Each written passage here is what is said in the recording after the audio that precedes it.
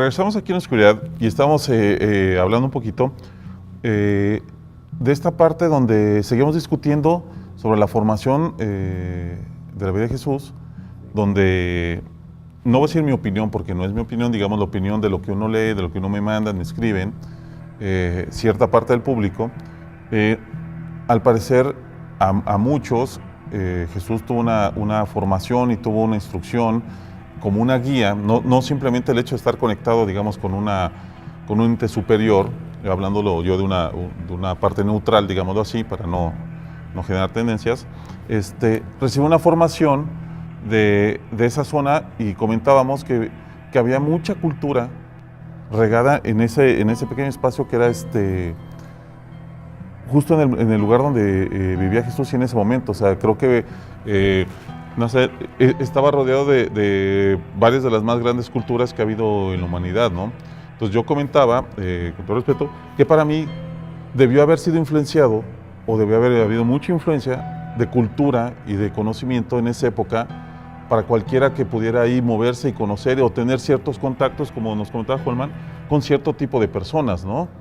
Gente que viajaba, comerciantes que iban por acá. Lo mismo que nos refería don Miguel, de conocimiento popular. Había muchos mercaderes, gente que iba y venía, ¿no? Es casi imposible, por lo menos es una tesis que tengo yo y con los estudios teológicos, es casi imposible negar una influencia constante de una cultura a otra.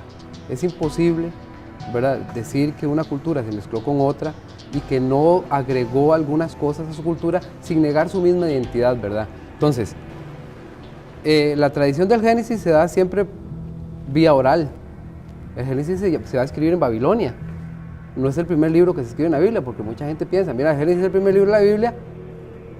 Conclusión, se escribe primero. No, ¿verdad? Entonces, esa tradición oral, y si se pone a leer uno muy detalladamente y con estudios teológicos tal vez un poco más profundos, de fuentes, etcétera, se da cuenta de que sí, los judíos al principio no creían en los ángeles. Se cruzan con una cultura babilónica, empiezan a creer en eso. Se mete la cuestión del infierno, que también era una cosa como, ¿verdad?, que no era propia de ellos. De ellos era muy propio creer en Yahweh, y se terminó. Y empiezan a salir un montón de cosas. Después, esta cultura se une a Jesús, y después de muchos, Jesús se hace el Cristo, que es como darle un título, y nace el cristianismo. Y nosotros tenemos un montón de cosas de la cultura romana, griega, y eso es innegable, ¿verdad? Negar eso sería como negar la realidad que nuestra naturaleza, lo que somos. Sí, digamos, el idioma, los números, las matemáticas, todo eso es una mezcla de sabiduría, ¿no? Es influencia, está dentro de nosotros, es parte de lo que somos, y siempre va a pasar con el ser humano. Es imposible, creo yo, intentar leer un libro y que ese libro no entre en mí, o lo que como los griegos pensaban, ¿verdad? Yo me apodero de eso, entra por mis orificios, por mis oídos, por mis ojos, yo me apodero y eso es mío ahora. Entonces, pienso que sí, Jesús revoluciona todo eso, todas las creencias. De hecho, ese fue el conflicto que él tuvo con los fariseos, los sacerdotes fariseos, que mantenían la norma, la religión, la ley de su entonces. Y Jesús revoluciona todo.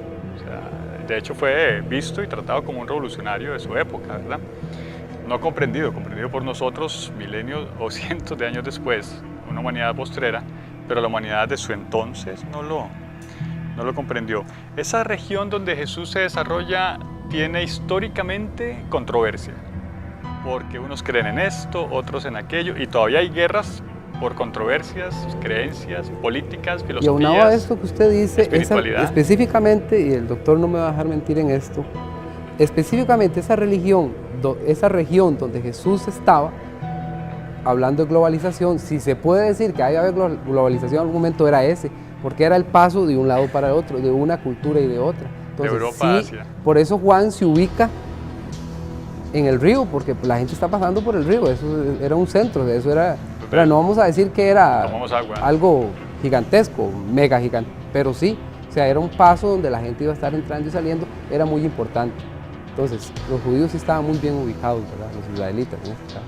Ellos estaban muy ligados a esto. Yo te digo, esa región es controversial, sigue siendo controversial y todavía crea controversia. O sea, si tú sientas a cada líder de algún grupo religioso, no se van a poner de acuerdo, ni aún estando fuera de esa región, porque de ahí brotaron todas las controversias y todos están juntos, ¿verdad? Y todavía se pelean por eso, 2000, 3000, 4000 años después. Todavía siguen peleando y seguro van a seguir peleando otros 1000 años más por los mismos detalles, ¿verdad? Sí, yo quisiera hacer una pequeña reflexión dentro del tiempo que aquí es limitado. Lo que conocemos de Jesús está fundamentado principalmente en los evangelios que llamamos sinópticos, que son 3. Y los evangelios no son libros de historia. El concepto de escribir un relato documentado, es decir, como apoyo en documentos, eso es ajeno a los evangelios. Los evangelios tampoco son una biografía, no quieren serlo, no lo pretendieron. ¿Qué son los evangelios? Un catecismo, eso es lo que más se puede parecer, un catecismo, pero construido a base de narraciones. Algunas narraciones son claramente y abiertamente ideadas, por ejemplo las parábolas de Jesús, que por cierto son maravillosas, de una riqueza literaria enorme.